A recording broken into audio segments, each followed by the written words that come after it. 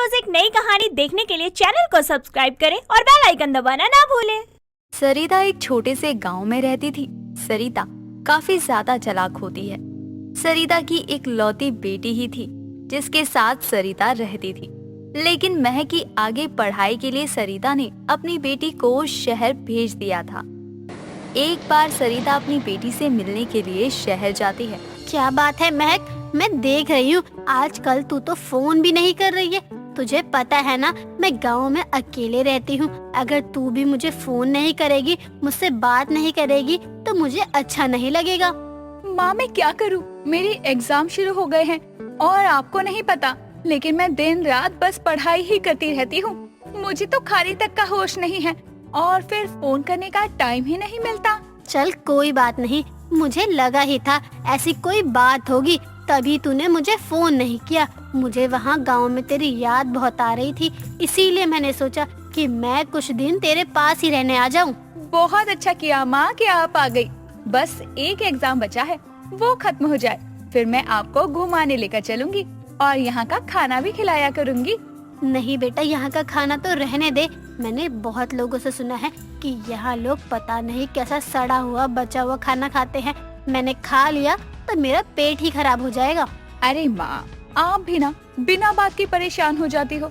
कुछ नहीं होता, मैं भी तो इतने टाइम से यहाँ रह रही हूँ ना, मुझे तो कुछ नहीं हुआ।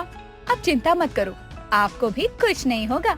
अच्छा चल ठीक है, ये सब बाद में देखेंगे, लेकिन अभी तो तू पढ़ाई कर ले।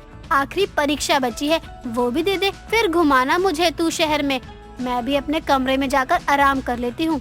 महक भी अपना एग्जाम देने चली जाती है और शाम को महक घर आती है तो बहुत खुश होती है क्योंकि महक का एग्जाम बहुत ही अच्छा गया था। उसी शाम महक अपनी माँ को लेकर एक पिज्जा की दुकान में जाती है और अपनी माँ को टेबल पर बिठा देती है। माँ आप यहाँ बैठो, तब तक मैं ऑर्डर देकर आती हूँ। और यहाँ का पिज्जा मुझे बहुत ज्यादा पसंद है और मुझे ये भी पता है कि आपको भी यहाँ का पिज्जा पसंद आएगा। पिज्जा? ये पिज्जा क्या होता है? पिज्जा नहीं माँ, पिज्जा। आप यहीं रुको, मैं अभी ऑर्डर देकर आती हूँ। महक अपनी माँ को बिठाकर रमन नाम की लड़की के पास जाती है। तभी रमन तुरंत महक का हाथ पकड़ लेता है। तुम्हें टाइम मिल ही गया मेरे पास आने का। यार मैं तो कब से सोच ही रहा था कि कब तुम्हारे एग्जाम खत्म होंगे और कब हम मिलेंगे। सच में। अरे रमन हाथ छोड़ो, आज मैं यहाँ अकेली नहीं आई, अपनी माँ के साथ आई हूँ। वो क्या है ना, माँ को मेरी बहुत याद आ रही थी तो उन्होंने मुझे कुछ बताया नहीं और वो यहाँ सीधा मुझसे मिलने आ गई। चलो फिर मम्मी जी से बात कर ही लेते हैं हम, क्योंकि अब तो दूरी मुझसे बिल्कुल भी बर्दाश्त नहीं हो रही है। तुम पागल हो गए हो क्या? माँ को ये सब बिल्कुल भी पसंद नहीं है। अच्छा ये सब छोड़ो और पहले मेरी माँ के लिए पनीर पिज्जा भिजवा दो। माँ को अच्छा लगेगा तो मैं उन्हें बता दूंगी, फिर तुम आ जाना। महक वापस अपनी माँ के पास आकर बैठ जाती है और फिर खुद रमन पनीर पिज्जा लेकर उन दोनों के पास आता है। माँ ये पिज्जा खाकर बताओ ना कि आपको कैसा लग रहा है। जैसे ही सरिता पिज्जा खाती है तो उसे पिज्जा बहुत पसंद आता है। अरे वाह महक, ये तो बहुत अच्छा पिज्जा है। ऊपर से इसमें इतनी सारी पनीर भी है। माँ यही है पनीर पिज्जा। देखा महक, मम्मी जी को पनीर पिज्जा पसंद आया। ये कौन है महक, तुझे जानता है क्या ये? हाँ माँ, वो ये मेरा बॉयफ्रेंड है। बाप फ्रेंड, ये क्या होता है? अरे थोड़ा हिंदी में भी तो बताओ, समझ आएगा ना तब। अंग्रेजी में चपड़ चपड़ बोल दो ताकि माँ बेचारी गवार कुछ समझ ही ना पाए। माँ वो हम दोनों एक दूसरे से प्यार करते हैं, हम दोनों गर्लफ्रेंड बॉयफ्रेंड हैं। क्या? अरे महक तुझे पता नहीं है क्या? हमारे में ये बाप फ्रेंड कुछ नहीं होता है। हमारे में तो बस पति होता है, जो कि अब कुछ दिनों बाद तुम्हारा भी होगा।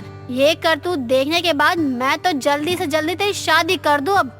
अरे मम्मी जी आप इतना गुस्सा मत करिए, हम दोनों एक दूसरे के बिना नहीं रह सकते हैं। तू तो सामने से ही हट जा, वरना जो पिज्जा बनाकर मेरा दिल जीतने की कोशिश कर रहा था ना, वो ही गरम गरम फेंक कर मार दूंगी और शक्ल का सत्यानाश कर दूंगी। सरिता महक की एक भी नहीं सुनती और उसे जबरदस्ती वहाँ से गांव लेकर चली जाती है। घर जाने के बाद महक सरिता को बहुत समझाती है। इतना समझाने के बाद सरिता रमन से एक बार मिलकर बात करने के लिए हाँ कर देती है और कुछ दिनों बाद रमन भी गांव आता है।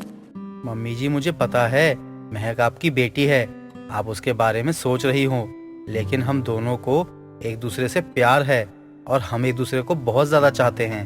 हम काफी समय से एक दूसरे के साथ रह रहे हैं। आप मेरा यकीन कीजिए, मैं आपकी बेटी को कभी किसी चीज की कमी नहीं होने दूंगा। ये मैं कैसे मानूं कि तू मेरी बेटी के लिए कुछ भी कर सकता है? अरे कहने को तो मैं भी कह दूं कि मैं प्रधानमंत्री हूँ, लेकिन क्या मेरे कहने पर सब लोग मान जाएंगे? नहीं ना, तो मैं तुम्हारी बात पर यकीन कैसे करूँ कि तुम वाकई में मेरी बेटी से इतना प्यार करते हो? आप मुझे जो कुछ भी बोल दो, मैं वो सब करने को तैयार हूँ। मुझे अपने प्यार को साबित करने के लिए हर आग से गुजरना मंजूर है। ऐसे हवा में बोलते हुए मैंने बहुत लोगों को देखा है, लेकिन जब सच में करने की बारी आती है तो लोग पीछे हट जाते हैं। मैं आपके सामने खड़ा हूँ, आप मुझे जो कुछ भी बोलिएगा मैं वो सब कर दूंगा। ठीक है फिर, अगर तू इतना ही बोल रहा है तो मैं तुझे एक मौका दे ही देती हूँ। तू पनीर पिज्जा बनाता है ना, तो एक हफ्ते बाद हमारे घराने में एक शादी है जिसमें तू सबके लिए अपने हाथों से पनीर पिज्जा बनाएगा, और वो भी बिना किसी सवाल जवाब के। रमन सरिता की बात मान लेता है। रमन को कुछ नहीं पता था कि क्या हो रहा है, किसकी शादी है। 2 दिन बाद जब शादी की बात महक को पता चलती है तो वो सीधा अपनी माँ के पास जाती है। माँ, आपने रमन को ऐसा क्यों कहा कि 1 हफ्ते बाद हमारे घराने में शादी है? मुझे तो हमारे घराने के बारे में ही नहीं पता, और 1 हफ्ते बाद किसकी शादी है जिसके बारे में मुझे नहीं पता। 1 हफ्ते बाद किसी और की नहीं बल्कि तेरी ही शादी है।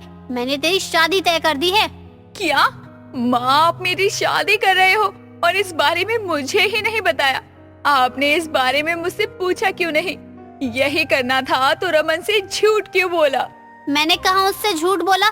उसने ही कहा था कि वो तुझसे बहुत प्यार करता है, तो बस मैंने तेरी ही शादी में पनीर पिज्जा बनाने का काम दे दिया उसे। माँ, आप ये क्या बकवास कर रही हो? माँ, मैं ये शादी नहीं करने वाली। आप हमारे साथ धोखा कर रही हो। अपनी बेटी के लिए कुछ सोचना धोखा हो गया, और उस लड़के से जिससे तू कल ही मिली है वो तेरे लिए सब हो गया। तू उसके लिए इतनी पागल हो गई है कि अपनी माँ को पलट कर जवाब दे रही है।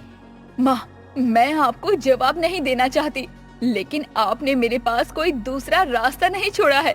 मैं ये शादी नहीं करने वाली। सरिता मिट्टी का तेल लेकर आती है और अपने ऊपर डाल लेती है। माचिस की तिल्ली जलाते हुए सरिता महक से कहती है, देख, अगर तूने मेरी बात को मानने से मना करा और ये शादी नहीं की तो मैं अभी इसी वक्त यहाँ अपनी जान दे दूंगी। अब आगे सोच ले कि तुझे क्या करना है। महक अपनी माँ की बात सुनकर मजबूर हो जाती है और शादी के लिए मान जाती है, और ये सारी बात वो भी रमन को नहीं बताती। कुछ दिन बाद जब घूंघट में ही महक की शादी होती है तो सरिता महक को रमन के पास लेकर जाती है, जहाँ रमन पिज्जा बना रहा होता है। अरे रमन बेटा, जरा मेरी बेटी को अपना पनीर पिज्जा तो खिला। महक, ये क्या? ये है मेरी बेटी जिसकी शादी हो चुकी है, और तुम मेरी बेटी के बॉयफ्रेंड उसकी शादी में पनीर पिज्जा बनाते रह गए। वैसे गांव के लोगों को बहुत अच्छा लगा तुम्हारा पनीर पिज्जा। रमन का दिल टूट जाता है और वो उदासी से वहाँ से चला जाता है। सरिता भी अपनी बेटी के बॉयफ्रेंड को एक्स बॉयफ्रेंड बनाकर महक की शादी में ही पिज्जा बनाने पर मजबूर कर देती है। दोस्तों, अगर आपको ये कहानी पसंद आई तो इसे लाइक करें, शेयर करें और कमेंट करके बताएं कि कहानी में आपको सबसे अच्छा क्या लगा।